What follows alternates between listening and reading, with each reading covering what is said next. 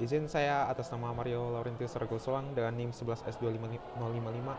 Di sini saya akan menjelaskan bagian studi kasus yang menerapkan konsep metode modeling dan simulation yang telah dipelajari pada bagian latihan sebelumnya ke dalam permasalahan yang lebih nyata dan kompleks.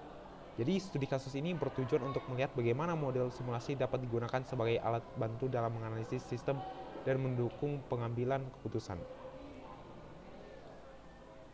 Jadi ini berbeda dengan latihan. Pada studi kasus ini, saya tidak hanya menjalankan simulasi, tetapi juga melakukan analisis terhadap berbagai kemungkinan kondisi sistem.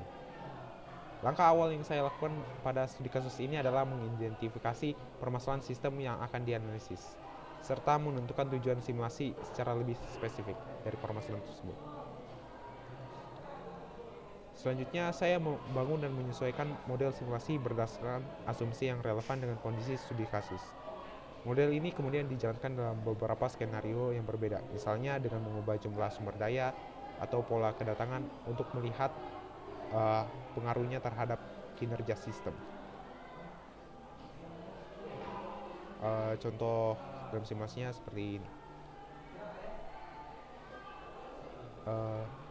di mana melalui studi kasus ini dari hasil simulasi yang dapat diperoleh, saya melakukan analisis dan interpretasi hasil yang seperti membandingkan rata-rata waktu tunggu, tingkat utilisasi sumber daya, dan efisiensi setiap sistem pada setiap skenario. Hasil ini kemudian digunakan untuk mengevaluasi kondisi sistem dan menentukan alternatif solusi yang paling optimal. Jadi melalui studi kasus ini saya dapat memahami bahwa simulasi tidak hanya digunakan untuk menggambarkan suatu sistem, tetapi juga sebagai alat evaluasi dan eksperimen yang membantu dalam memberi solusi terbaik tanpa harus melakukan percobaan langsung pada sistem ini. Contohnya seperti ini. Maka jika kita buat gunung omprengnya sebanyak 80, maka simulasinya akan berbeda. Total waktu pikat menjadi 31 menit, lalu rata-rata per ompeng itu adalah 12 dan waktu tercepat adalah 1 detik.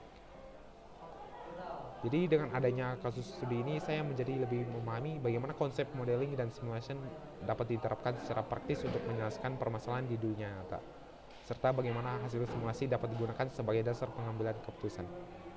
Jadi demikian dari penjelasan saya terhadap studi kasus ini. Terima kasih.